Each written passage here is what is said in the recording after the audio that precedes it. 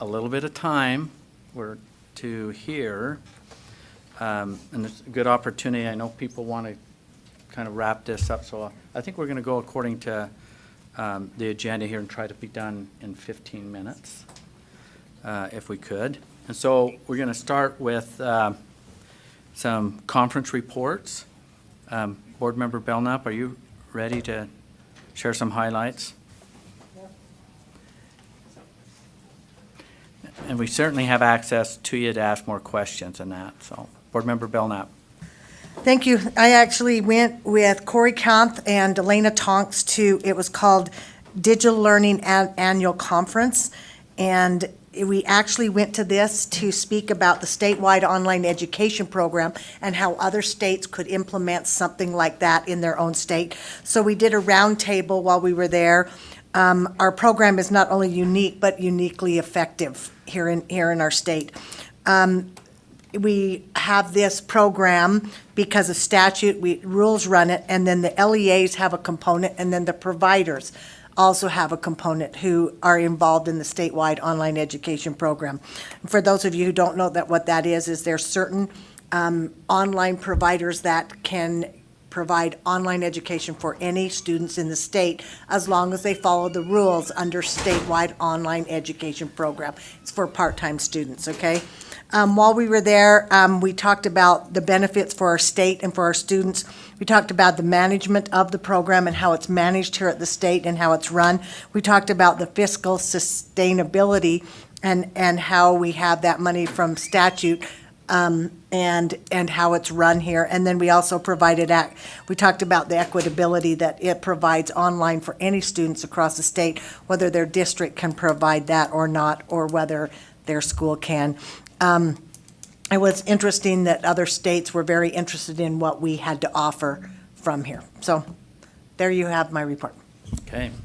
Any questions? Seeing none. Okay. NASB, New Member Institute. We've got Janet, Scott, Sean. I wouldn't mind. I'm gonna let's go with the newest member. Are you okay with that, Janet? Okay. Sean, do you want to talk a little bit about your experience there? I need you to turn your...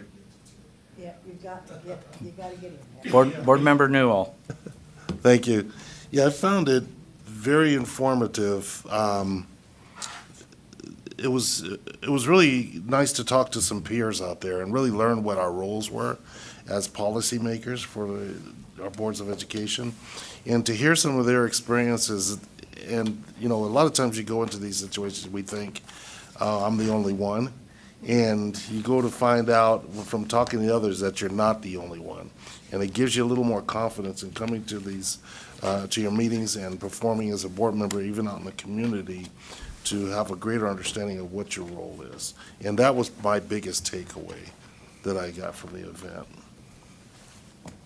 Okay, that's good. Scott, you went on that, didn't you? Yeah.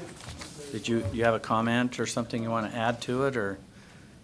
Say a couple of words. I thought that it was very informative. We had a couple of valuable sessions during that time. There was a piece on evidence-based decision-making that I had a couple of quotes from. In God we trust, all others bring data. If we have data, let's look at data. If we have opinions, let's go with mine.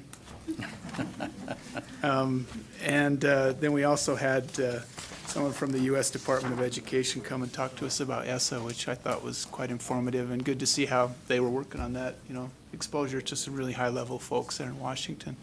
Good to have mentors like Janet there as well, too. So we had some very new board members who got to mingle and talk about our common problems and things that we were trying to learn, and then we had some really experienced board members who helped to guide us there, so it was good to get to know them.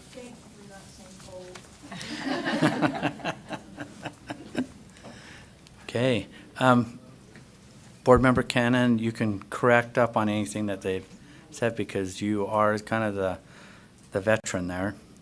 I am the veteran there, but I did send out a report to everyone on the board at the conclusion. There is something I'd like to report on, though. I have had the privilege of being a member of the ELL task force, and it has been a tremendous opportunity. But I'd like to share with you what's been the most exciting part of it for me, and it kind of goes along with what we were talking about. One of the pillars of our strategic plan is personalized education. So you probably know that the ELL students in our state perform, they are the lowest performing group. They perform even lower than special ed students. And so anything we can do to improve education for these kids is really outstanding. And we had a gentleman from Davis District come in. His name was John Zerbraken, I believe. I think that's correct. Zerbraken, okay, you know him. Well, he came in and he told us what Davis District did because they had such a low graduation rate for these kids.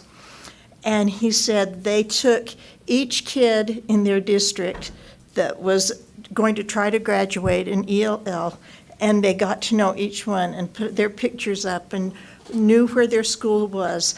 And they looked at their principals and they said, this young person we're going to come back at the end of the year, and you're responsible for helping this young person succeed and graduate from high school.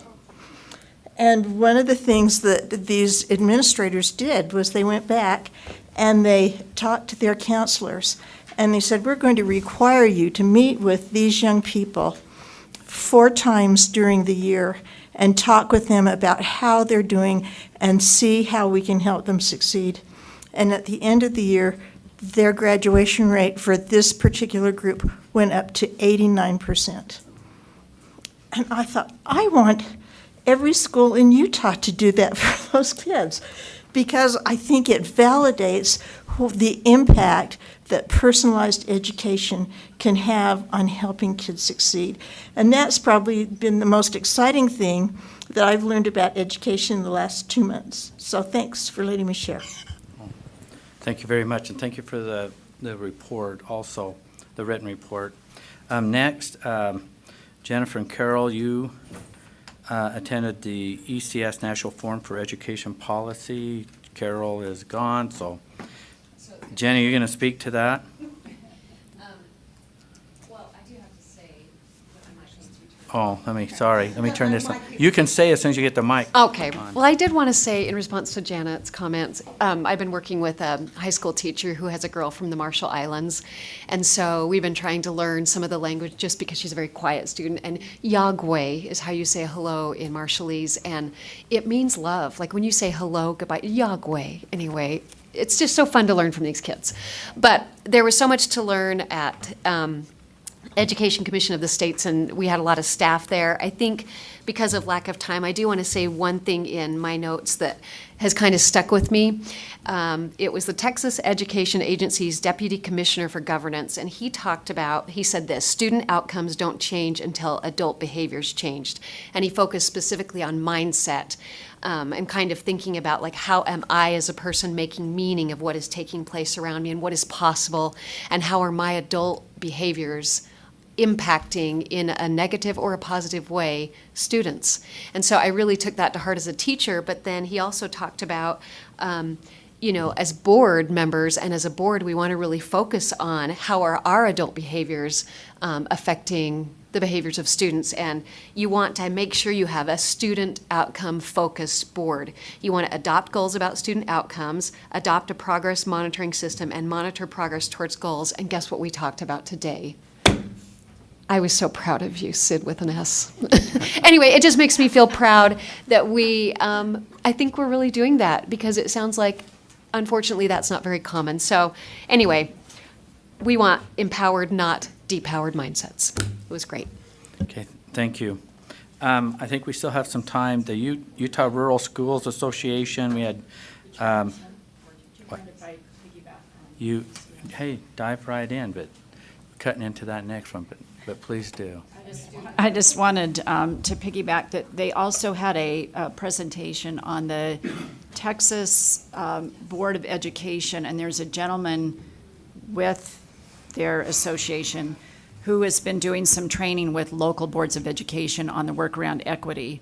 So I approached Terry Shoemaker and talked to, hopefully talking to Richard Stoll to see if we could bring him out to do some training. It was one of those things where you just stood up and cheered when they all came out on the stage and talked about the work of equity and how it's moving their local districts forward. And it sounded like the training was phenomenal, so it would be fun to have him come and work with our local boards.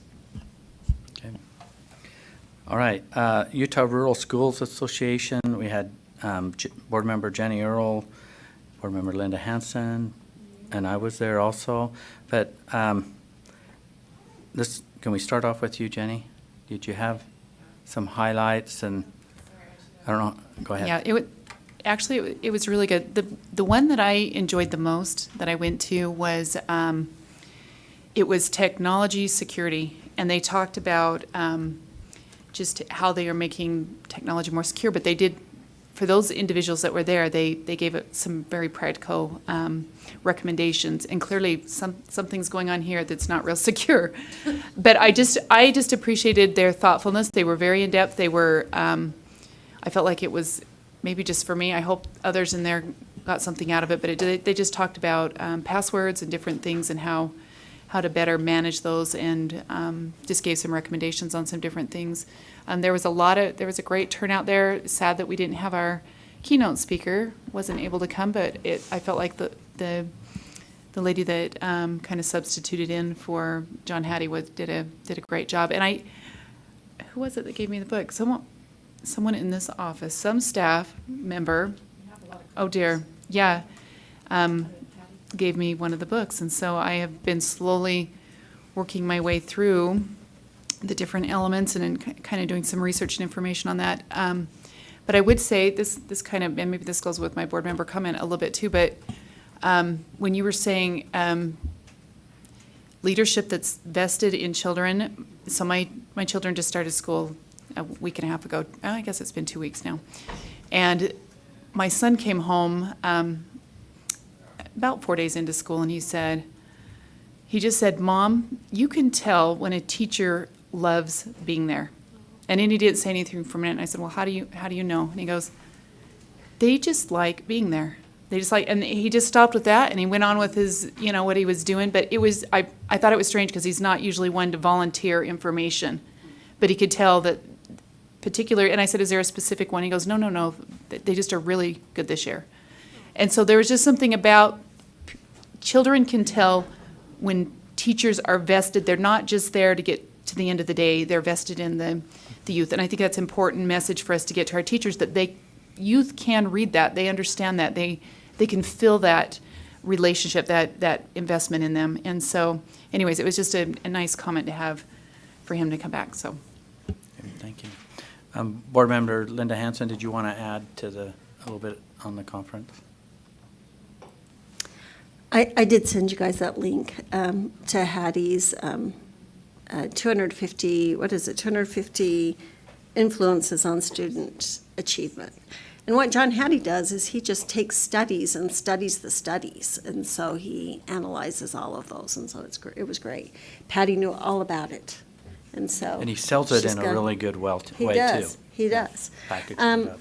The one thing I love about the Rural Schools Conference is I'm always amazed when I go there and hear educators speak. They're always so willing and excited to get new information. And I'm always a little concerned that the water's not getting to the end of the row, because things that I think, every teacher knows that, they don't know, I find. And so I love to go into classes and just listen and see what's on their minds, see what they're struggling with and what their successes are. And so I always learn a lot when I go because I listen to the teachers and hear what they know and what they wish they knew, right? Mm-hmm. Okay, thank you.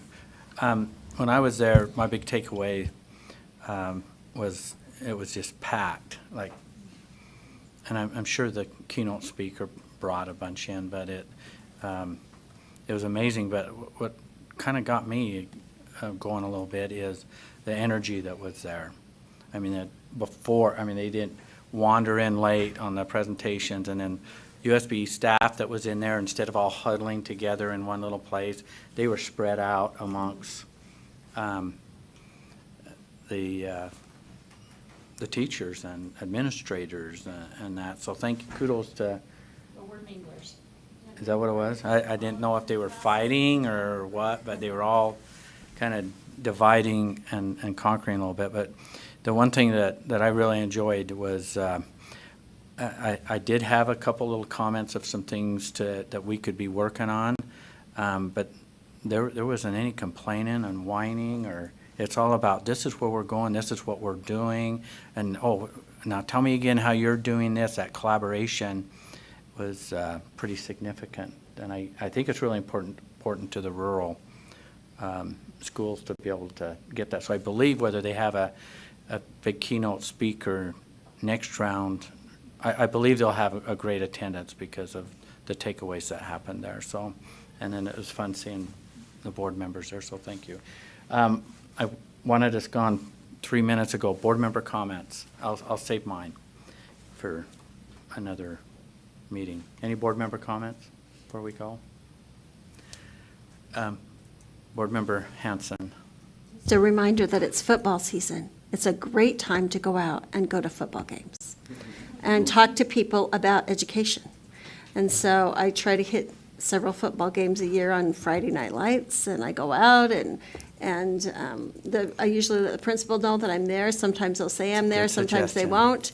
And then I go out and talk to people at halftime and about education. You don't get as cold in basketball games and No. volleyball. Well, now's a but- good time to go before it gets colder. So, but it's a good time to go out and talk to people about education. Okay. Any other comments? Okay, well, we're adjourned. What time chairs that we have in here? Are you guys starting in the morning? Promptly? Oh, we have board meeting at 9, right? That's right. We have what? Regular board meetings? Don't we have study sessions? That's right. Oh, it's just We a have- continuation? We have the best 2 hours. We've saved the best 2 hours for last. So we won't interrupt them. It's a big lift tomorrow, starting at 9. I thought we were doing calendar at some point. That was on the Was that on our docket today? It's done.